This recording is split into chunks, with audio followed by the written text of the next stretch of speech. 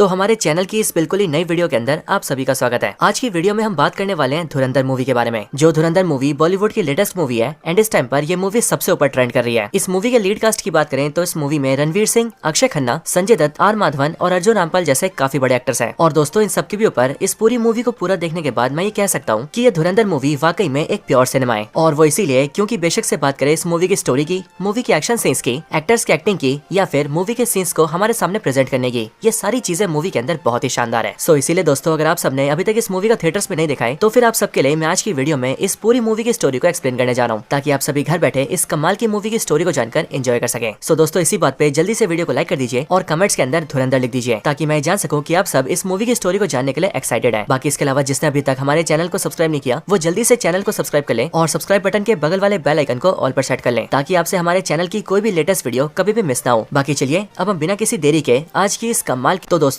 धुरंधर movie की जो story है वो मेनली साल 1999 और साल 2001 में होने वाले टेररिस्ट अटैक्स के ऊपर बेस्ड है। क्योंकि दोस्तों अगर आप सबको इंडिया की हिस्ट्री पता हो तो आप ये जानते होंगे कि साल 1999 और साल 2001 इन दोनों सालों में इंडिया के ऊपर काफी बड़े अटैक्स हुए थे, जिनमें से पहला एक प्लेन हाईजैक था और दूसरा पार्लियामेंट अटैक था। और दोस्तों इन अटैक्स को उन टेररिस्ट ग्रुप्स ने करवाया था जिन्हें पाकिस्तान कंट्री का बैकअप था। लेकिन सारी चीजें जानने के बाद भी इंडिया डायरेक्टली कुछ नहीं कर पाया था, और वो इसीलिए क्योंकि उस टाइम पर पाकिस्तान कंट्री को अदर कंट्रीज का काफी ज्यादा सपोर्ट था, स्पेशली यूएसए और गल्फ कंट्रीज का। लेकिन अब क्योंकि इंडिया उस टाइम पर पाकिस्तान से अपने आप को डायरेक्टली प्रोटेक्ट नहीं कर पा रहा था, इसीलिए इंडिया ने स्टार्ट किया मिशन धुरंधर को। और दोस्तों इस पूरी मूवी के अंदर हम इसी मिशन धुरंधर को देखेंगे। सो अगर आप सभी को इस मूवी का कोर कॉन्सेप्ट समझ में आ गया हो तो फिर चलिए मूवी की स्टोरी को स्टार्ट करते हैं। तो दोस्तों धुरंधर मूवी की स्टोरी स्टार्ट होती है 30 दिसंबर साल 1999 से। मूवी के इस पहले सीन के अंदर हम अजय सन्याल से मिलते हैं, जो कि इस टाइम पर इंडिया के इंटेलिजेंस ब्यूरो के डायरेक्टर होते हैं। एंड इस कैरेक्टर को मूवी के अंदर प्ले किया है एक्टर आर माधवन ने। असल में यहाँ पर हमें पता लगता है कि इस टाइम पर इंडिया से उड़ने वाली फ्लाइट जो कि अफगानिस्तान जा रही थी, वो जैसे अफगानिस्तान के कंधार एयरपोर्ट पर पहुंचती है वैसे ही जैश ए मोहम्मद नाम का एक पाकिस्तानी टेररिस्ट ग्रुप इसे हाईजैक कर लेता है। और इस प्लेन के अंदर जितने भी इंडियन सिविलियंस होते हैं उन सबको हॉस्टेजेस बना लिया जाता है। एंड उनकी डिमांड होती है कि वो इंडियन सिविलियंस को तभी छोड़ेंगे जब इंडिया उनके साथी टेररिस्टों को रिलीज कर देगा, क्योंकि इससे कुछ टाइम पहले इंडिया ने कई सारे आतंकवादियों को पकड़ा होता है और ये हाईजैक बेसिकली उन सबको छुड़वाने के लिए होता है। अब यहाँ पर इंडिया के पास कोई ऑप्शन नहीं होता, इसीलिए इंडियन इंटेलिजेंस ब्यूरो के डायरेक्टर यानी कि अजय सन्याल, उस टाइम के रॉ चीफ, फॉरेन मिनिस्टर और इवन प्राइम मिनिस्टर सबके सब उनके आगे झुक जाते हैं और आतंकवादियों की सारी शर्तें मानकर सिविलियंस को छुड़ा लेते हैं। लेकिन दोस्तों ये होने के लगभग 2 साल बाद यानी कि 13 दिसंबर 2001 को एक और बड़ी घटना होती है। इस दिन हम ये देखते हैं कि दिल्ली के पार्लियामेंट हाउस के बाहर एक एम्बेसडर कार में बैठकर 5 आतंकवादी आते हैं और वो फुल स्पीड में पहले तो बैरिकेडिंग तोड़ते हैं एंड फिर पार्लियामेंट के अंदर घुसकर अपने वेपन से आसपास के सारे पुलिस ऑफिसर्स को मार देते हैं। और फिर उसके बाद तो पूरे पार्लियामेंट के अंदर हाहाकार मचा देते हैं। हालांकि सही टाइम पर वहाँ पर अजय सन्याल आ जाते हैं एंड वो अपनी टीम के साथ मिलकर उन सारे आतंकवादियों को खत्म कर देते हैं। और जब ये सब होने के बाद इंडिया वाले इस सारे मुद्दे को यूनाइटेड नेशंस एंड यूएस के सामने उठाते हैं, तब तो ना ही इंडिया को यूनाइटेड नेशंस में हेल्प मिलती है, ना ही यूएसए हेल्प करता है और ना ही पाकिस्तान के खिलाफ अदर कंट्रीज इंडिया का साथ देती हैं। और रही बात पाकिस्तान की, तो उस टाइम पर यूएसए से लेकर बाकी सारी बड़ी कंट्रीज इवन गल्फ की सारी कंट्रीज भी पाकिस्तान के सपोर्ट में होती हैं। और इसीलिए पाकिस्तान के मल्टीपल अटैक्स करने के बाद भी इंडिया उन्हें कोई जवाब नहीं दे पाता है। लेकिन अब मानो पानी सर से ऊपर जा चुका था और अब इसीलिए इस पार्लियामेंट अटैक के बाद इंटेलिजेंस ब्यूरो के डायरेक्टर यानी कि अजय सन्याल, रॉ के डायरेक्टर, फॉरेन मिनिस्टर और ऐसे बाकी सारे लोग मिलकर एक हाई लेवल की मीटिंग करते हैं। और उस मीटिंग के अंदर ये तय किया जाता है कि अब पाकिस्तान को अंदर से वीक करने का और इंडिया को उससे बचाने का सिर्फ एक ही तरीका है, एंड वो तरीका है मिशन धुरंधर। अब दोस्तों ये जो मिशन धुरंधर है ये बेसिकली इंडिया का एक ऐसा मास्टर प्लान है जिसका इस्तेमाल करके इंडिया वाले अपने एक सबसे काबिल एजेंट को पाकिस्तान के अंदर भेजेंगे और फिर उसके इस्तेमाल से पाकिस्तान को इंटरनली वीक करेंगे। और फिर इसीलिए जैसे इस मीटिंग में मिशन धुरंधर को मंजूरी मिलती है वैसे ही मानो ये मिशन स्टार्ट कर दिया जाता है। अब इसके बाद सीन शिफ्ट होता है और हम अगले सीन के अंदर अफगानिस्तान में रणवीर सिंह को देखते हैं और हमें पता लगता है कि रणवीर सिंह ही इंडिया का वो एजेंट है जो कि मिशन धुरंधर को पाकिस्तान में ऑपरेट करेगा, यानी कि वही धुरंधर है। अब दोस्तों इस मिशन के स्टार्ट होते हम ये देखते हैं कि रणवीर सिंह जो कि इंडिया का एजेंट है उसका नाम रखा जाता है हमजा अली, और इस हमजा अली को सबसे पहले अफगानिस्तान भेजा जाता है। देन उसके बाद वो अपनी आइडेंटिटी एक बलूचिस्तान वाले की बनाता है और उसके जरिए पाकिस्तान में एंटर होता है। अब दोस्तों अगर आप सभी बलूचिस्तान के बारे में नहीं जानते तो मैं आपको बता दूं कि बलूचिस्तान बेसिकली वो रीजन है जो कि पाकिस्तान, अफगानिस्तान और ईरान के बीच में पड़ता है, जैसे कि आप सब इस टाइम पर अपने सामने मैप पर देख सकते हैं। हालांकि मॉडर्न टाइम में बॉर्डर्स की वजह से ये बलूचिस्तान एरिया इन तीनों देशों में आपस में बढ़ चुका है। लेकिन दोस्तों एक्चुअल में बलूचिस्तान के अंदर जो भी लोग रहते हैं उनसे पाकिस्तानी लोग नफरत करते हैं। इवन बलूचिस्तान का जो पार्ट पाकिस्तान में भी आता है उस पार्ट के लोगों से भी बाकी लोग काफी नफरत करते हैं। और इसीलिए बलूचिस्तान के अंदर काफी सारे रेबल्स हैं जो कि हर टाइम अपने आप को पाकिस्तान से आजाद करने की कोशिश करती है, जिसके रिस्पॉन्स में बलूचिस्तान के बलूच रेबल्स एंड पाकिस्तान की मिलिट्री और आईएसआई इनके बीच हमेशा लड़ाई रहती है। और इस लड़ाई और झड़प के अंदर आईएसआई और पाकिस्तानी मिलिट्री वाले आए दिन बलूचिस्तान के रेबल्स को मारते रहते हैं। और दोस्तों मैंने आपको यहाँ पर बलूचिस्तान की हिस्ट्री भी इसीलिए बताई है क्योंकि रणवीर सिंह यानी कि हमजा अली एक बलूचिस्तान का बलूच रेबल बनकर अंदर आया है एंड मूवी में उसकी बलूच वाली आइडेंटिटी उसके मिशन में काफी बड़ा रोल प्ले करने वाली है। अब दोस्तों रणवीर सिंह यानी कि हमजा अली जैसे पाकिस्तान के अंदर एंटर होता है वैसे वो एंटर होते ही सीधा कराची में आता है और कराची के अंदर भी वो सीधा लियारी में आता है। अब दोस्तों ये जो लियारी है ये कराची के अंदर एक काफी पॉपुलर टाउन है और अब क्योंकि ये लियारी टाउन मूवी के लिए सबसे ज्यादा इंपॉर्टेंट है इसीलिए आप इस टाउन के बारे में ध्यान से जानना। अब रणवीर सिंह जैसे लियारी टाउन के अंदर आता है वैसे वो वहाँ पर एक इंडिया के दूसरे एजेंट से मिलता है, जो एजेंट काफी सालों से यहाँ पर एक जूस की दुकान चला रहा था। और उस एजेंट के साथ यहाँ पर 2-3 एजेंट्स और थे जो कि सब मिलकर काम किया करते थे और यहाँ से मिलने वाली सारी इन्फॉर्मेशन वो इंडिया तक पहुंचाते थे। लेकिन अब ये सब लोग धुरंधर मिशन को पूरा करने के लिए हमजा की हेल्प करेंगे। अब यहाँ पर जब हमजा इस दूसरे एजेंट से मिलता है, यानी कि जो कि पाकिस्तान में यहाँ पर जूस की दुकान चला रहा है, तब उससे मिलने के बाद वो हमजा की हेल्प करता है और उसने बेसिकली सालों से इस पूरे टाउन के बारे में क्या क्या जाना है वो सारी बातें हमजा को बताता है। वो हमजा को बताता है कि हमने इस पूरे मिशन के लिए पाकिस्तान के इस लियारी टाउन को इसलिए चुना है क्योंकि ये पूरा लियारी टाउन अपने आप में एक अलग ही साम्राज्य है और इसीलिए जो इस पूरे लियारी को रूल करता है उसका राज पूरे कराची पर होता है और जो पूरे कराची को रूल करता है उसका राज पूरे पाकिस्तान पर होता है। एंड इसीलिए लियारी पर जिसकी पकड़ उसकी पकड़ पूरे पाकिस्तान पर। ये एजेंट रणवीर सिंह को यानी कि हमजा को ये बताता है कि इस पूरी लियारी के अंदर टोटल 3 डॉन है, जिन तीनों डॉन के नाम है अरशद पप्पू, बाबू डकैत और तीसरा रहमान डकैत, जिसे रहमान बलूच भी कहा जाता है। और वो इसीलिए क्योंकि तीसरा डॉन यानी कि रहमान बलूच एक बलूचिस्तान फैमिली से बिलोंग करता है और इसीलिए रहमान बलूच बलूचिस्तान के लोगों को सपोर्ट करता है और हमेशा उन्हीं के हक की बात करता है। बाकी दोस्तों जो रहमान बलूच है जिसे रहमान डकैत भी कहा जाता है, वो दूसरे डॉन यानी कि बाबू डकैत का नाजायज बेटा है। लेकिन बड़े होकर जैसे रहमान डकैत को ये पता लगा कि बाबू डकैत उसका नाजायज बाप है, वैसे ही उसने अपनी मदर को जान से मार दिया। बाकी दोस्तों इस पूरी लियारी टाउन के अंदर जो रहमान डकैत है वो पूरे 1/3 हिस्से को रूल करता है और बाकी बचे हुए 2/3 हिस्सों को रूल करते हैं बाबू डकैत और अरशद पप्पू। और रहमान डकैत से निपटने के लिए ये बाबू डकैत और अरशद पप्पू दोनों मिलकर काम करते हैं। अब यहाँ लियारी के अंदर हमजा का ये प्लान होता है कि अब क्योंकि वो एक बलूच बनकर आया है इसीलिए वो रहमान डकैत की गैंग में घुसेगा और गैंग में घुसने के लिए उसे बहुत ही जल्दी मौका भी मिलने वाला है। अब ऐसा इसीलिए क्योंकि रहमान डकैत के 2 बेटे हैं, एक बेटा 8 से 10 साल का है और दूसरा बेटा 19-20 साल का है। और ये जो रहमान डकैत का बड़ा बेटा है इसके दोस्त की कुछ ही दिन बाद शादी होने वाली है और अब क्योंकि शादी में रहमान डकैत का बेटा शामिल होने वाला है इसीलिए अरशद पप्पू और बाबू डकैत का ये प्लान है कि वो अपने आदमियों को भेजकर रहमान डकैत के बड़े बेटे को जान से मार देंगे। अब इंडिया के एजेंट्स इस बारे में सबको जान जाते हैं और इसीलिए उन्हें पता होता है कि कुछ दिनों बाद होने वाली शादी में रहमान डकैत के बड़े बेटे को मारा जाएगा और फिर इसीलिए हमजा और बाकी एजेंट्स ये प्लान करते हैं कि वो लोग उसी फायरिंग के अंदर रहमान डकैत के बड़े बेटे की जान बचाएंगे और ये चीज दिखाकर रहमान डकैत के सामने हीरो बन जाएंगे। यानी कि ऐसा करके वो लोग रहमान डकैत का भरोसा जीत लेंगे और उसकी गैंग में बड़े आराम से शामिल हो जाएंगे। अब इसके बाद जिस दिन शादी होती है उस दिन हमजा और बाकी सारे एजेंट्स उस शादी के अंदर वेटर का काम करते हैं क्योंकि उन्हीं की दुकान को वहाँ पर खाने का कॉन्ट्रैक्ट मिला होता है। और फिर इसीलिए उसके कुछ टाइम बाद ही रहमान डकैत के बेटे की एंट्री होती है। लेकिन हमजा और बाकी एजेंट्स ही देखते हैं कि वहाँ पर रहमान डकैत का बेटा अकेला नहीं आया बल्कि वो वहाँ पर अपने छोटे भाई को भी लाया होता है और इसीलिए हमजा और बाकी एजेंट्स ये सोचकर परेशान हो जाते हैं कि अब जो फायरिंग होने वाली है उसमें दोनों बेटों को कैसे बचाया जाए। हालांकि उनके इतना सोचते ही वहाँ पर कई सारे गनमैन आते हैं जो कि एक्चुअल में बाबू डकैत और अरशद पप्पू के आदमी होते हैं और वो पूरी शादी के अंदर फायरिंग स्टार्ट कर देते हैं। लेकिन हमजा और उसके एजेंट्स मिलकर रहमान डकैत के दोनों बेटों को बचा लेते हैं। लेकिन तब भी एट द एंड वो सारे गुंडे मिलकर रहमान डकैत के बड़े बेटे को गोलियों से छन्नी कर देते हैं और उसे जान से मार देते हैं। अब ये देखकर हमजा और बाकी एजेंट्स को कुछ समझ नहीं आता क्योंकि उनका पूरा मिशन फेल हो चुका था क्योंकि उनका तो प्लान ही था कि रहमान डकैत के बड़े बेटे पर जब हमला हो तब वो लोग उसे हमले से बचा ले और रहमान डकैत के सामने भरोसा जीत ले। लेकिन यहाँ पर वो लोग रहमान डकैत के बड़े बेटे को बचाने में फेल हो चुके हैं। लेकिन अब इसके बावजूद भी हमजा हार नहीं मानता और वो नया तरीका निकालता है। अब एक्चुअली में उसने छोटे बेटे की जान तो बचाई होती है और अब इसीलिए वो छोटे बेटे के सामने ये तमाशा करता है कि वो बड़े बेटे की जान बचाने की कोशिश कर रहा है। वो जल्दी से बड़े बेटे की लाश को उठाता है और उसे हॉस्पिटल लेकर जाता है एंड डॉक्टर्स के सामने चिल्लाते हुए कहता है कि जल्दी से वो लोग इसका इलाज कर दें। लेकिन एज ऑफ कोर्स उसकी जान चली जाती है। अब रहमान डकैत को जैसे इस बारे में पता लगता है वैसे वो अपने आदमियों के साथ सीधा हॉस्पिटल आता है और हॉस्पिटल आकर वो सबसे पहले अपने छोटे बेटे से मिलता है, जिसके बाद उसका छोटा बेटा उसे सारी कहानी समझाते हुए कहता है कि जब उसके और उसके बड़े भाई पर हमला हुआ तब हमजा नाम के इस आदमी ने हम दोनों की जान बचाने की कोशिश की और जब बड़े भाई को गोली लगी तो यही हॉस्पिटल लेकर भी आया। इन बातों को सुनने के बाद रहमान डकैत पहले तो अपने बेटे की लाश देखता है और उसे देखकर काफी रोता है। लेकिन फिर उसके बाद वो हमजा से मिलता है और अपने छोटे बेटे की जान बचाने के लिए उसे शुक्रिया अदा करते हुए कुछ पैसे देने की कोशिश करता है। लेकिन हमजा पैसा लेने से मना करता है और वो रहमान डकैत से कहता है कि वो उसे अपना हीरो मानता है। असल में वो भी रहमान डकैत की तरह एक बलूच है और जिस तरह से रहमान डकैत बाकी सारे बलूचों के हक के लिए खड़ा होता है वो देखकर हमजा को बहुत ही ज्यादा अच्छा लगता है और इसलिए वो भी रहमान डकैत की गैंग में आना चाहता है और उसके साथ काम करना चाहता है। अब दोस्तों हमजा ने अब तक जो भी कुछ किया था उससे उसने रहमान डकैत का भरोसा तो जीत ही लिया था, साथ ही उसने पैसे ना लेकर रहमान डकैत को ये भी दिखा दिया कि उसे पैसों का कोई लालच नहीं है। एंड अब इसीलिए रहमान डकैत हमजा को गैंग में शामिल कर लेता है और उसे धीरे धीरे करके अपने गैंग की सारी जानकारी देने लगता है। लेकिन दोस्तों अब यहीं पर ही रहमान डकैत ये प्लान करता है कि अब वो बाबू डकैत को जान से मार देगा क्योंकि उसी के आदमियों ने उसके बड़े बेटे की जान ली है। लेकिन दोस्तों रहमान डकैत कुछ करता कि उससे पहले हम ये देखते हैं कि उसी हॉस्पिटल के अंदर रहमान डकैत से मिलने के लिए लियारी टाउन का पॉलिटिशियन आता है और ये पॉलिटिशियन बेसिकली वहाँ का MP MLA टाइप का होता है और इस पॉलिटिशियन ने इस पूरे लियारी टाउन के अंदर रहमान डकैत को अपना सपोर्ट दिया होता है। ये यहाँ पर आकर रहमान डकैत के बेटे की लाश देखता है और रहमान डकैत को भरोसा देता है और उसके साथ ही वो रहमान डकैत को ये भी समझाते हुए कहता है कि अभी इलेक्शंस बहुत पास आने वाले हैं, इसलिए अभी वो कोई भी कदम न उठाए और बाबू डकैत के ऊपर कोई अटैक न करें क्योंकि ऐसा करने की वजह से इलेक्शंस में वो हार सकता है और अगर इलेक्शंस में वो हार गया तो फिर रहमान डकैत का भी काफी नुकसान होगा। अब दोस्तों ये बात बोलकर वो पॉलिटिशियन रहमान डकैत को रोक तो देता है, लेकिन फिर इसके बाद से रहमान डकैत हर रोज अपने आप में जलने लगता है और वो ये सोचने लगता है कि वो कैसे अपने बेटे की मौत का बदला लेगा। अब ऐसे एक दिन गुस्से में आकर रहमान डकैत अपने सारे आदमियों को बिठाता है जिसमें हमजा भी शामिल होता है और फिर वो उन सबसे कहता है कि अभी हमें क्या करना चाहिए, क्या हमें बाबू डकैत से बदला लेना चाहिए या फिर नहीं। ये बात सुनकर रहमान डकैत के सारे आदमियों से रुकने के लिए कहते हैं और वो रहमान से कहते हैं कि इलेक्शन होने दिया जाए, उसके बाद ही कोई कदम उठाया जाए क्योंकि उनके लिए इलेक्शन जीतना काफी ज्यादा जरूरी है। अगर वो लोग इस टाइम पर कुछ भी करते हैं तो इलेक्शन में उनकी हार हो सकती है, यानी उनके नेता की हार हो सकती है, जिस वजह से न सिर्फ उनका सपोर्ट छिनेगा बल्कि उनकी फंडिंग भी रुक जाएगी। लेकिन दोस्तों इन सबके बाद रहमान डकैत हमजा से पूछता है कि आखिरकार उन्हें क्या करना चाहिए, जो सुनकर हमजा सबसे अलग जवाब देता है और वो रहमान डकैत से कहता कहता है कि अगर मैं आपकी जगह होता तो मैं अपने बेटे की मौत का बदला जरूर लेता। असल में बाबू डकैत ने इस टाइम पर जो भी कुछ किया है वो उसने सोच समझ कर किया है। उसने इलेक्शंस के ठीक पहले आपके बेटे की जान लिया है ताकि आप ये सोचकर बैठ जाएं कि इलेक्शंस आने वाले हैं और आप उस पर हमला न करें। लेकिन मैं कहूं तो यही आपकी भूल होगी, क्योंकि एक्चुअली में इस टाइम पर वो बेफिक्र होगा और उसे अंदाजा भी नहीं होगा कि आप उस पर हमला कर सकते हैं। इसके साथ ही रही बात इलेक्शंस को जीतने की, तो अगर आप उस पर हमला नहीं करते हैं तो इलेक्शंस तो आप वैसे भी हार जाएंगे। और ऐसा इसीलिए क्योंकि आपके बेटे की जान लेकर और आपको इस तरह इलेक्शंस तक चुप बिठाकर उसने साबित कर दिया है कि बाबू डकैत रहमान डकैत से काफी ज्यादा पावरफुल है और रहमान डकैत के अंदर अब कोई पावर नहीं बची। और इसीलिए अगर आप मेरी माने तो आपको बाबू डकैत को इसी टाइम पर खत्म करना चाहिए, जिससे कि न सिर्फ आपका बदला पूरा होगा बल्कि पूरी लियारी के अंदर ये मैसेज जाएगा कि इस पूरे रीजन में रहमान डकैत से ऊपर कोई भी नहीं है। अब रहमान डकैत हमजा की बात से एग्री होता है और इसलिए वो प्लान करता है कि अब वो बाबू डकैत एंड उसकी पूरी गैंग पर अटैक करेगा और उन सबको खत्म करेगा। अब ऐसा करने के लिए वो लोग पूरी प्लानिंग करते हैं और बारी बारी करके बाबू डकैत के सारे बंदों की फील्डिंग सेट करते हैं एंड फिर एक ही बार में वो सारे के सारे आदमियों को खत्म करते हैं। और रही बात बाबू डकैत की, तो उसे हमजा, रहमान डकैत और रहमान डकैत का खास आदमी जो कि उसका कजन भी होता है जिसका नाम उजैर होता है, वो सब मिलकर उसे खत्म करते हैं, जिसमें कि वो सब लोग बाबू डकैत को टक्कर मार के नीचे गिराते हैं और फिर रहमान डकैत बाबू डकैत को लोहे से पीट पीट कर जान से मार देता है। और फिर इस तरह से रहमान डकैत अपने बेटे की मौत का बदला लेता है। अब इसके बाद इलेक्शंस होते हैं और इलेक्शंस में हम ये देखते हैं और उस पूरे इलेक्शंस के अंदर इस पॉलिटिशियन की, जिसका नाम जमील जमाली है, वो पूरे बहुमत के साथ जीत जाता है। लेकिन दोस्तों, जब पॉलिटिशियन जमील जमाली की जीत होती है और उसे उसकी विक्ट्री स्पीच के लिए बुलाया जाता है, तब उस टाइम पर पब्लिक को देखकर वो ये समझ जाता है कि लियारी की जितनी भी जनता है वो उससे ज्यादा रहमान डकैत को पसंद करती है और इसीलिए अगर कल को रहमान डकैत पॉलिटिक्स में आ गया तो फिर उसकी कुर्सी खतरे में आ सकती है। अब दोस्तों, रहमान डकैत इस टाइम पर काफी ऊपर आ चुका था, क्योंकि उसने अपने दो दुश्मनों में से एक बाबू डकैत को खत्म कर दिया था। वो पूरे लिहारी का सबसे बड़ा डॉन बन चुका था और साथ ही साथ उसकी पॉपुलैरिटी भी इतनी ज्यादा बढ़ चुकी थी कि वो बड़े आराम से अब नेता भी बन सकता था। इसके साथ ही रही बात हमजा की, तो अब हमजा रहमान डकैत का सबसे खास बन चुका था। लेकिन हमजा जो कि अपने मिशन पर था, उसे हम ये देखते हैं कि वो पॉलिटिशियन जमील जमाली के इसी विक्ट्री स्पीच के मौके पर उसकी बेटी से मुलाकात करता है और वो धीरे धीरे करके उसे इंप्रेस कर लेता है, क्योंकि हमजा ये जानता था कि पॉलिटिशियन जमील जमाली की जो बेटी है वो उसके मिशन में उसके काफी काम आ सकती है। अब दोस्तों, इन सबके बाद पॉलिटिशियन जमील जमाली को जिस बात का डर होता है वही होता है, यानी कि पाकिस्तान के जो बड़े बड़े बिजनेसमैन अपने फायदे के लिए जो अब तक जमील जमाली को सपोर्ट किया करते थे, वो अब रहमान डकैत से मुलाकात करते हैं और उसे सपोर्ट करने की बात करते हैं, क्योंकि अब पूरे लिहारी के अंदर रहमान डकैत से ज्यादा पकड़ और किसी की मजबूत नहीं है, पॉलिटिशियन जमील जमाली की भी नहीं। लेकिन दोस्तों, जैसी जमील जमाली को ये बात पता लगती है, वैसे उसके मन में रहमान डकैत के लिए बहुत ज्यादा नफरत भर जाती है और वो कुछ भी करके रहमान डकैत को दबाने की कोशिश में लग जाता है। अब इसके बाद ही रहमान डकैत और इन दोनों बिजनेसमैन की मीटिंग फिक्स होती है, जहाँ पर हमें पता लगता है कि ये दोनों बड़े बिजनेसमैन भाई है जिन्हें कहा जाता है खन्नानी ब्रदर्स। ये दोनों एक्चुअली में पाकिस्तान में काफी उल्टे सीधे काम करते हैं और इन तरीकों से काफी पैसा कमाते हैं, जैसे कि हवाला के जरिए ब्लैक मनी को व्हाइट करना और फेक इंडियन नोट्स को छापकर इंडिया में सप्लाई करना। हालांकि दोस्तों, इन सब के पीछे हम ये भी नोटिस करते रहते हैं कि जो रणवीर सिंह है यानी कि हमजा, वो अपने बाकी सारे एजेंट्स के साथ मिलकर जो भी बड़ी जानकारी मिलती है उसे इंडिया भी पहुंचाता है। और अब तक उसे सबसे बड़ी जानकारी ये मिली होती है कि पाकिस्तान के दोनों बिजनेसमैन भाई यानी कि खन्नानी ब्रदर्स इंडिया के फेक 500 और 1000 के नोट्स को छापकर इंडिया में सप्लाई करते हैं और इंडिया की करेंसी को वीक करके इंडिया को नुकसान पहुंचाते हैं। हालांकि दोस्तों, इसके बाद अगले सीन में हम ये देखते हैं कि रहमान डकैत हमजा, उजैर और अपने कुछ खास आदमियों के साथ मिलकर खन्नानी ब्रदर्स से मीटिंग करने आता है, जहाँ पर खन्नानी ब्रदर्स उसे मिलवाते हैं ISI के हेड से। ये एक्चुअली में ISI का एक बहुत ही बड़ा एजेंट होता है जिसका नाम होता है मेजर इकबाल। और दोस्तों, इस मेजर इकबाल को मूवी के अंदर प्ले किया है अर्जुन रामपाल ने। एंड सही बताऊं तो मूवी में इनकी एक्टिंग मुझे सबसे आइकॉनिक लगी। ये ISI का मेजर इकबाल यहाँ पर रहमान डकैत से मीटिंग करता है एंड वो उससे कहता है कि उसे रहमान डकैत से बहुत सारे वेपन्स चाहिए, लेकिन बात यह है कि उसे वो सारे वेपन्स चाहिए जो कि रशिया और अमेरिका बनाता है, क्योंकि एक्चुअली में उसका ये प्लान है कि वो रशियन और अमेरिकन मेड्स वेपन्स को लेगा, उन वेपन्स को अपने देश के टेररिस्ट ग्रुप्स को देगा और उन टेररिस्टों के जरिए इंडिया के अंदर टेरर को बढ़ावा देगा, जैसे कि सिविलियंस को मारना, बॉम्ब ब्लास्ट करना और इस तरह के बाकी सारे काम। अब दोस्तों, इस मीटिंग में बैठे हुए सभी लोगों को ये पता होता है कि इस तरह के सारे रशियन और अमेरिकन मेड वेपन्स जो है वो उन सबको बलूचिस्तान से मिल सकते हैं, क्योंकि बलूचिस्तान के हेड के पास ये सारे वेपन्स का एक्सेस है। लेकिन दोस्तों, अब क्योंकि ISI और बलूचिस्तान के रेबल्स के बीच हमेशा दुश्मनी रहती है और वो आए दिन बलूच रेबल्स को मारते रहते हैं, इसलिए ISI डायरेक्टली उनसे डील नहीं कर सकता और इसीलिए ISI का मेजर इकबाल चाहता है कि रहमान डकैत उनके लिए बलूच रेबल से डील करे और वो सारे वेपन्स लाकर उन्हें दे, बदले में वो जितना पैसा बोलेंगे वो उन्हें देने को राजी है। और दोस्तों, रहमान डकैत भी इसीलिए क्योंकि रहमान डकैत खुद ही एक बलूच था, वो अपनी गैंग में बलूचों को रखता था और साथ ही साथ वो बलूच रेबल्स के लिए काफी काम करता था एंड इसीलिए जितने भी बलूचिस्तान के बलूच रेबल्स हैं वो सभी रहमान डकैत को एक मसीहा की तरह देखते हैं और उसे काफी सम्मान करते हैं, जिस वजह से रहमान डकैत को वो लोग वेपन्स के लिए कभी मना नहीं करेंगे। अब रहमान डकैत इस डील को हाँ कर देता है, जिसके बाद ही रहमान डकैत अपने आदमियों के साथ मिलकर सीधा बलूचिस्तान जाता है और वहाँ पर बलूच रेबल्स के हेड से मिलता है और उनसे हथियारों के लिए डील कर लेता है, जिसके बाद वो बलूच रेबल्स का हेड भी उन्हें सारे हथियार सप्लाई कर देता है, जिसके बाद बहुत सारे अमेरिकन और रशियन मेड वेपन्स रहमान डकैत के पास आ जाते हैं, जिन्हें आगे चलकर सौंपने वाला है ISI के मेजर इकबाल को। हालांकि दोस्तों, इसी बीच हम पॉलिटिशियन जमील जमाली से मिलते हैं, जो कि पूरी तरह से प्लान कर चुका था कि उसे रहमान डकैत को रास्ते से हटाना है, क्योंकि रहमान डकैत की बढ़ती पॉपुलैरिटी और पावर बहुत ही जल्दी उसे उसकी कुर्सी छीनने वाली है। अब ऐसा करने के लिए वो SP चौधरी को मिलने बुलाता है और दोस्तों, हमें पता लगता है कि SP चौधरी और कोई नहीं बल्कि एक्टर संजय दत्त है। हमें पता लगता है कि SP चौधरी असल में पुलिस में SP है, लेकिन 5 साल पहले जमील जमाली ने उसे सस्पेंड करवा दिया था और वो भी इसीलिए क्योंकि ये बहुत ज्यादा ईमानदार था और ये अपने पूरे इलाके में गुंडागर्दी को खत्म करके रखता था। लेकिन अब क्योंकि जमील जमाली ये चाहता है कि उसके इलाके से रहमान डकैत मारा जाए और गुंडागर्दी खत्म हो जाए, इसीलिए वो SP चौधरी को अपने पास बुलाकर उससे कहता है कि वो उसकी पोस्टिंग फिर से लियारी में कर रहा है ताकि वो रहमान डकैत को खत्म कर दे, यानी कि उसका एनकाउंटर करके दिखाए कि वो मारा गया। लेकिन दोस्तों, SP चौधरी जमील जमाली से ऐसा करने से मना कर देता है और वो इसीलिए क्योंकि वो जमील जमाली से कहता है कि लियारी के अंदर जितनी भी पुलिस है वो पूरी की पूरी पुलिस रहमान डकैत की जेब में है, इसीलिए अगर मैं रहमान डकैत को पकड़ने या उसका एनकाउंटर करने पुलिस वालों को लेकर भी जाऊंगा तो वो मेरी पुलिस से मुझे ठुकवा देगा। और इसीलिए मैं चाहता हूँ कि मुझे खुद की टीम दी जाए, जिस टीम के बंदे मैं खुद ही चुनूंगा। साथ ही साथ लियारी में मेरा खुफिया ऑफिस होगा जिसके बारे में किसी को पता नहीं होगा। अगर आप ये सब एग्री करते हैं तो मैं पोस्टिंग लेने के लिए हाँ बोलता हूँ। पॉलिटिशियन जमील जमाली एसपी चौधरी की शर्त मान जाता है और वो उसे उसकी स्पेशल टास्क फोर्स देता है, जिसकी हेल्प से एसपी चौधरी रहमान डकैत को पकड़ के उसका एनकाउंटर कर सकता है। अब दोस्तों इन सब के बीच ही हमजा और जमील जमाली की बेटी की लव स्टोरी चल रही होती है और इसीलिए जब एक दिन वो दोनों साथ बैठे होते हैं तब उस टाइम पर ही हमजा एसपी चौधरी की फोटो देख रहा होता है, क्योंकि उसकी पोस्टिंग लियारी टाउन के अंदर फिर से कर दी गई है। लेकिन एसपी चौधरी की फोटो देखकर जमील जमाली की बेटी हमजा से कहती है कि वो इसको पहले से जानती है, क्योंकि ये आदमी उसके फादर से मिलने उसके घर अक्सर आता है। इस बात को सुनते हमजा ये समझ जाता है कि कुछ ना कुछ तो गंडगोल चल रहा है और इसीलिए वो जमील जमाली की बेटी से कहता है कि अगली बार वो जब भी आए तब वो उसके बारे में सारी बातें सुने और हो सके तो रिकॉर्ड भी कर ले। जो सुनकर जमील जमाली की बेटी हमजा को हाँ बोल देती है। बाकी दोस्तों कहानी में आगे हम ये देखते हैं कि रहमान डकैत ने बलूच रेबल से जो भी हथियार उठाए थे, यानी कि जो भी रशियन और अमेरिकन मेड हथियार उठाए थे, वो उन सबको ले जाकर आईएसआई को देता है और आईएसआई के मेजर इकबाल के हाथों में सौंपता है। इन हथियारों को लेकर मेजर इकबाल उन सबको बताता है कि असल में वो इन सारे हथियारों का इस्तेमाल इंडिया में करेगा और ऐसा करने के लिए वो काफी सारे आतंकवादियों को बुलाता है और उन सारे हथियारों को उन्हें सौंप देता है। जिसके बाद वो सबके सामने बताता है कि अब उनका ये प्लान है कि वो बहुत ही जल्द सीधा पानी के रास्ते हुए इंडिया में घुसेंगे और इंडिया में बहुत ही बड़े बड़े टेरर अटैक्स करेंगे, ऐसे अटैक्स जिससे इंडिया पूरी तरह से टूट जाएगा। अब इन सभी के बीच बैठकर जैसे हमजा ये सारी बातें सुनता है वैसी वो जल्दी से इंडिया के अंदर ये सारी खबरें भेज देता है। जिसके बाद इंडिया के इंटेलिजेंस वाले इन सारी बातों को जान तो जाते हैं, लेकिन अब हम उनकी लापरवाही कहें या फिर उनकी इनएफिशिएंसी, वो किसी भी टेरर अटैक को रोकने में नाकामयाबी रहते हैं। क्योंकि असल में दोस्तों इस टाइम पर मेजर इकबाल जिस टेरर अटैक को प्लान कर रहा था वो टेरर अटैक था साल 2008 में होने वाला 26/11। और जैसा कि हम सब जानते हैं कि इंडियन इंटेलिजेंस 26/11 के अटैक को रोकने में फेल हो गई थी। हालांकि दोस्तों इस टाइम पर हमजा अपना काम पूरा करता है और वो इंटेलिजेंस जल्दी से इंडिया भेज देता है और इंडिया की सारी इंटेलिजेंस टीम को ये बात तो बता ही देता है कि आने वाले टाइम में पाकिस्तान इंडिया में काफी बड़े बड़े टेरर अटैक्स करवाने वाला है। लेकिन दोस्तों इतने में हम लिहारी सिटी के अंदर ये देखते हैं कि पॉलिटिशियन जमील जमाली एसपी चौधरी के जरिए अपना काम करवाना स्टार्ट कर देता है और वो प्लान स्टार्ट कर देता है रहमान डकैत का एनकाउंटर करने का। ऐसा करने के लिए वो सबसे पहले रहमान डकैत के घर के अंदर जो नौकर होता है उसके जरिए रहमान डकैत के छोटे बेटे के खाने में कुछ उल्टा सीधा मिलवा देता है, जिसे खाकर रहमान डकैत के छोटे बेटे की हालत बहुत खराब हो जाती है और इसीलिए रहमान डकैत जल्दी जल्दी में अपनी वाइफ के साथ अपने बेटे को गाड़ी में लेता है और बहुत ही कम आदमियों के साथ सीधा हॉस्पिटल निकल जाता है। और फिर इस तरह से वो एसपी चौधरी के ट्रैप में फंस जाता है, क्योंकि फिर रास्ते में एसपी चौधरी उसे पकड़ लेता है और वो उसे अरेस्ट करके अपनी गाड़ी में बैठा कर ले जाता है। अब जाहिर है यहाँ पर एसपी चौधरी का यही प्लान था कि वो दिखाएगा तो यही कि वो रहमान डकैत को अरेस्ट करके पुलिस थाने ले जा रहा है, लेकिन रास्ते में रहमान डकैत ने भागने की कोशिश की, जिसके रिस्पॉन्स में उसने रहमान डकैत का एनकाउंटर कर दिया। लेकिन दोस्तों इसी बीच ये सारी खबर हमजा, उजैर और रहमान डकैत के बाकी साथियों को मिलती है। लेकिन खबर जानने के साथ ही हमजा को जमील जमाली की बेटी का फोन आता है, जो कि उसे एक वीडियो भेजकर दिखाती है कि उसने अपने फादर और एसपी चौधरी की बातचीत को रिकॉर्ड कर लिया है। अब इस वीडियो रिकॉर्डिंग में हमजा ये देखता है कि पॉलिटिशियन जमील जमाली, एसपी चौधरी और अरशद पप्पू तीनों बैठकर मीटिंग कर रहे हैं और इस वीडियो के अंदर हमें साफ दिखता है कि पॉलिटिशियन जमील जमाली एसपी चौधरी से कहता है कि तुम रहमान डकैत को पकड़कर उसे एनकाउंटर में जान से मार दो। इस तरह से वो रास्ते से हट जाएगा। बाबू डकैत ऑलरेडी मर चुका है और फिर इसीलिए पूरा एरिया अरशद पप्पू का होगा, जिसके बाद से अरशद पप्पू जमील जमाली के हिसाब से काम करेगा। क्योंकि दोस्तों आप सबको तो ये पता ही होगा कि अक्सर बहुत से पॉलिटिशियंस होते हैं जो कि गुंडों को अपने सपोर्ट में तो रखते हैं, लेकिन वो ये नहीं चाहते कि कोई भी गुंडा उनके ऊपर जाए। और अब क्योंकि रहमान डकैत काफी ज्यादा पॉपुलर हो चुका था और वह जमील जमाली से ऊपर जा चुका था, इसलिए जमील जमाली अब उसे रास्ते से हटाना चाहता है एंड अपने काम अरशद पप्पू से करवाना चाहता है। और अब इसीलिए रहमान डकैत के मरने से इन तीनों का काम आसान हो जाएगा। जमील जमाली की कुर्सी बची रह जाएगी, अरशद पप्पू को पूरे लियारी का कंट्रोल मिल जाएगा और एसपी चौधरी जो कि रहमान डकैत को बहुत टाइम से निपटाना चाहता है वो उसे निपटा देगा। लेकिन दोस्तों हमजा को जैसी वीडियो मिलती है वैसी वो वीडियो देखने के बाद ही जमील जमाली की बेटी को अपने घर जाने के लिए कहता है और वो उसे अपने घर में बुला के उसका फोन बंद करवा देता है ताकि वो अपने फादर से कांटेक्ट न कर पाए। एंड देन इसके बाद ही हमजा जमील जमाली को वीडियो भेजता है और वो उसे कहता है कि वो उसके पूरे प्लान को जान चुका है। अगर उसने रहमान डकैत की डेथ को नहीं रुकवाया तो वो उसकी वीडियो वायरल कर देगा और न्यूज में डाल देगा, जिसके बाद उसकी रेपुटेशन गिर जाएगी और उसकी कुर्सी भी चली जाएगी। और अगर वो ऐसा नहीं चाहता तो वो रहमान डकैत की डेथ को रुकवा दे। अब ये सुनकर पॉलिटिशियन जमील जमाली काफी डर जाता है और इसलिए वो एसपी चौधरी को फोन करके कहता है कि वो रहमान डकैत के एनकाउंटर को रोक दे। लेकिन एसपी चौधरी उसकी बात मानने से मना कर देता है एंड वो कहता है कि वो रहमान डकैत को मार कर ही रहेगा। ये बात सुनकर जमील जमाली जल्दी से बात हमजा को बताता है और फिर इसलिए हमजा दूसरा तरीका लगाता है एंड वो जमील जमाली से कहता है कि वो उसे एसपी चौधरी का खुफिया ऑफिस बताए। क्योंकि दोस्तों जमील जमाली की बेटी के जरिए हमजा को उस ऑफिस के बारे में पता चल चुका था। वो जमील जमाली के मुंह से जल्दी से एसपी चौधरी के खुफिया ऑफिस का पता ढूंढता है और अपने सारे आदमियों को लेकर सीधा वहाँ पहुंचता है और वहाँ के सारे पुलिस ऑफिसर्स को बहुत बुरी तरह से मारता है एंड उन सब के ऊपर पेट्रोल डाल देता है। और फिर वो एसपी चौधरी को वीडियो कॉल करके बताता है कि अभी अगर उसने रहमान डकैत को नहीं छोड़ा तो फिर वो इस ऑफिस में मौजूद 40 से भी ज्यादा ऑफिसर्स को जान से मार देगा। अब अपने ऑफिसर्स को बचाने के लिए एसपी चौधरी रहमान डकैत को छोड़ देता है और वो रहमान डकैत को हमजा के हाथों में सौंप देता है। लेकिन दोस्तों अब इन सब के बाद वो दिन आता है जिस दिन इंडिया में 26/11 का अटैक हुआ था, यानी कि 26 नवंबर साल 2008। और इस दिन आईएसआई वाले स्पेशली मेजर इकबाल इंडिया में अपने आतंकवादियों के जरिए इस अटैक को करवा देता है और वो टीवी पर इस पूरे अटैक को सबको दिखाता है। लेकिन दोस्तों जैसे 26/11 के इस टेरर अटैक को हमजा देखता है वैसे वो अंदर से बहुत ज्यादा टूट जाता है, क्योंकि उसने इस अटैक को रोकने के लिए सारी की सारी खबरें इंडिया तक पहुंचा दी थी। लेकिन तब भी वो देखता है कि इंडिया की इंटेलिजेंस इस अटैक को रोक नहीं पाई और उसके देश को इतना बड़ा नुकसान झेलना पड़ा। और इसीलिए इस अटैक को देखकर हमजा भी अंदर से बहुत ज्यादा दुखी हो जाता है। लेकिन फिर इसके बाद वो इतने ज्यादा गुस्से में आता है कि अब वो ये ठान लेता है कि अब वो कुछ भी करके इन सबको खत्म करेगा और वो इस पूरी लियारी का कंट्रोल अपने हाथों में लेगा एंड पूरे पाकिस्तान को अपने घुटनों पर लाकर खड़ा करेगा। लेकिन जाहिर सी बात है दोस्तों हमजा ऐसा काम बल से नहीं बल्कि अकल से ही कर सकता है और अब इसीलिए वो सबसे पहले प्लान बनाता है रहमान डकैत को रास्ते से हटाने का एंड पूरी लियारी पर कंट्रोल करने का। अब ऐसा करने के लिए वो पॉलिटिशियन जमील जमाली से उससे मिलता है एंड वो उसे कहता है कि मैं जानता हूँ कि तुम रहमान डकैत को रास्ते से हटाना चाहते हो और अब बात यह है कि इस काम में मैं तुम्हारा साथ दूंगा। हमजा जमील जमाली से कहता है कि तुम्हारी बेटी मुझसे प्यार करती है, इसलिए तुम उससे मेरी शादी करवा दो, जिसके बाद मैं तुम्हारा दामाद बन जाऊंगा और फिर तुम्हारा दामाद बनने के बाद हम लोग सब मिलकर रहमान डकैत को रास्ते से हटा देंगे और उसे जान से मार देंगे, जिसके बाद पूरी लियारी पर मेरा कंट्रोल होगा। और अब क्योंकि मैं तुम्हारा दामाद हूँ इसीलिए मेरे जरिए तुम्हारा कंट्रोल होगा, यानी कि अगर पावर आती भी है तो वो हमारे परिवार में आएगी, यानी कि तुम्हारे हाथ में। अब पॉलिटिशियन जमील जमाली को हमजा की बात ठीक लगती है और इसीलिए वो उससे अपनी बेटी की शादी करवाता है, उसे अपना दामाद बनाता है एंड फिर उसके और एसपी चौधरी के साथ मिलकर ये प्लान बनाता है कि अब वो सब लोग मिलकर रहमान डकैत को रास्ते से हटाएंगे। अब इसके आगे चलकर आईएसआई का मेजर इकबाल रहमान डकैत से और भी कई सारे वेपन्स मंगवाता है एंड इसीलिए वो लोग डिसाइड करते हैं कि वो लोग वेपन्स को बहुत ही जल्दी उन्हें सौंप देंगे। लेकिन अब जिस दिन उन्हें वेपन्स की डिलीवरी लेनी होती है उसी दिन रहमान डकैत को एक पानी के डैम का उद्घाटन करना होता है और इसीलिए वो उद्घाटन करने जाता है एंड उसी बीच डिलीवरी के लिए हमजा, उजैर और बाकी सारे साथियों को भेज देता है, जिस वजह से आज के दिन रहमान डकैत के साथ बहुत ही कम लोग रह जाते हैं और इसीलिए आज का ये दिन हमजा के लिए परफेक्ट होता है रहमान डकैत को मरवाने के लिए। और फिर इसीलिए वो एसपी चौधरी से बोलकर रहमान डकैत की पूरी फील्डिंग सेट करवा देता है और रहमान को गाड़ी में बिठाकर जंगल के रास्ते से सीधा सुनसान सड़क पर ले जाता है। अब एक ही दिन इतनी सारी अजीब चीजों को देखकर रहमान डकैत को डाउट हो जाता है और इसीलिए वो हमजा से गाड़ी रोकने के लिए कहता है एंड उसके बाकी साथियों को बुलाने के लिए कहता है, लेकिन हमजा उसकी बात नहीं मानता और वो गाड़ी कंटिन्यूसली चलाता है। जो चीज देखकर रहमान डकैत ये समझ जाता है कि वो उसे धोखा दे रहा है और हो ना हो वो उसे मरवाना चाहता है, जिस वजह से रहमान डकैत चलती गाड़ी में ही हमजा के ऊपर अटैक कर देता है। लेकिन तब भी हमजा किसी तरह से गाड़ी को आगे ले जाता है और गाड़ी को ठोक देता है एंड खुद गाड़ी से निकलकर भाग जाता है, जिसके बाद एसपी चौधरी एंड उसकी पूरी टास्क फोर्स की टीम वहाँ पर आती है और वो रहमान डकैत एंड उसके साथ के एक दो आदमियों पर अटैक कर देते हैं। लेकिन दोस्तों इस शूट आउट के होने के बाद भी रहमान डकैत जल्दी से भागते हुए जंगल में घुस जाता है और सीधा हमजा का पीछा करता है ताकि वो उसे मारकर अपना बदला ले सके। बाकी इधर इतने में हम ये देखते हैं कि एसपी चौधरी की पूरी टीम मिलकर रहमान डकैत के साथियों को जान से मार देती है और फिर इसीलिए एसपी चौधरी भी रहमान डकैत के पीछे जाता है, यानी कि सबसे आगे आगे हमजा, उसके पीछे रहमान डकैत और रहमान डकैत के पीछे एसपी चौधरी। जिसके बाद जंगल में हम ये देखते हैं कि एसपी चौधरी और रहमान डकैत की भिड़ंत होती है और इस भिड़ंत के बीच ही हमजा वहाँ पर आता है, जिसके बाद ही वो दोनों मिलकर रहमान डकैत पर भारी पड़ते हैं और at the end SP Chaudhary Rehman डकैत के गले में गोली मारता है। और फिर यहीं पर ही हमें ये भी पता लगता है कि एसपी चौधरी ने रहमान डकैत की सर की बजाय उसके गले पर वो भी साइड में गोली की मारी। इसी टाइम पर फ्लैशबैक आता है, जिस फ्लैशबैक में हम ये देखते हैं कि प्लानिंग के टाइम पर ही हमजा ने एसपी चौधरी से कहा था कि जब वो लोग रहमान डकैत को पकड़ लेंगे और उसे मारने वाले होंगे तब एसपी चौधरी को उसे गोली तो मारनी है, लेकिन मेक श्योर ये करना है कि गोली लगने के बाद भी रहमान डकैत आधे घंटे तक जिंदा रहे। और दोस्तों वो किस लिए वो हमें आगे पता लगता है। एक्चुअली में जैसी रहमान डकैत के गले में गोली लगती है वैसे हमजा अपना प्लान स्टार्ट करता है और वो रहमान डकैत को अपने कंधे पर डालता है और रास्ते में एक रिक्शा को रुकवाकर सीधा हॉस्पिटल जाता है और वो रिक्शा वाले के सामने ऐसा दिखाता है कि रहमान डकैत को एसपी चौधरी ने गोली मारी है और वो यानी कि हमजा उसकी जान बचाने की कोशिश कर रहा है। साथ ही साथ वो रास्ते में उजैर को भी फोन कर देता है और वो सारे साथियों को भी यही कहानी सुनाता है कि एसपी चौधरी ने भाई को गोली मार दी है और मैं उन्हें हॉस्पिटल लेकर जा रहा हूँ। इसके बाद वो उसे हॉस्पिटल लेकर पहुंचता है, लेकिन एज ऑफ कोर्स हॉस्पिटल पहुंचते पहुंचते ही रहमान डकैत की जान चली जाती है। लेकिन यहाँ पर हमजा का प्लान पूरी तरह से कामयाब रहता है, क्योंकि इसके आगे सारे न्यूज चैनल्स पर यही न्यूज चलती है कि एसपी चौधरी ने रहमान डकैत को गोली मारी और हमजा ने उसकी जान बचाने की कोशिश की। और फिर ये चीज दिखाकर हमजा पूरे लियारी सिटी के अंदर हीरो बन जाता है और वो किसी को भी इस बात की भनक भी नहीं होने देता कि उसने खुद नहीं रहमान डकैत को मरवाया है। अब दोस्तों ये मूवी एंडिंग में आ जाती है, जहाँ पर हमें फिर से इंडिया का सीन दिखाया जाता है और हमें पता लगता है कि आखिरकार हमजा है तो है कौन। और फिर हम ये जानते हैं कि हमजा का असली नाम जसकीरत सिंह रंगी है, जो कि एक ऐसा आदमी है जो कि अपनी पूरी फैमिली को खो चुका है एंड उसे खुद को भी फांसी की सजा होने वाली थी। लेकिन फिर उस टाइम पर ही आईबी का डायरेक्टर यानी कि अजय संगाल उससे मिलता है और वो उसे देश के काम आने का मौका देता है, जिसे जसकीरत सिंह अपना लेता है और फिर वो इंडिया का एजेंट बनके पाकिस्तान के अंदर मिशन धुरंधर को पूरा करता है। लेकिन दोस्तों अब ये कहानी यहीं पर खत्म होती है, बट मूवी के खत्म होने के साथ ही हमें बताया जाता है कि अभी ये मूवी तो खत्म है बट इस मूवी की स्टोरी नहीं। और ऐसा इसीलिए क्योंकि अगले साल के मार्च महीने के अंदर इस मूवी का सेकंड पार्ट आएगा एंड उसी के अंदर इस धुरंधर की पूरी स्टोरी खत्म होगी। बाकी दोस्तों आपको इस मूवी की स्टोरी कैसी लगी या मुझे कमेंट्स में जरूर बताना और अगर आपको वीडियो पसंद आई हो तो वीडियो को लाइक करना। मैं जल्दी मिलता हूँ आपसे ऐसी किसी और बेहतरीन वीडियो में, तब तक के लिए गुड बाय।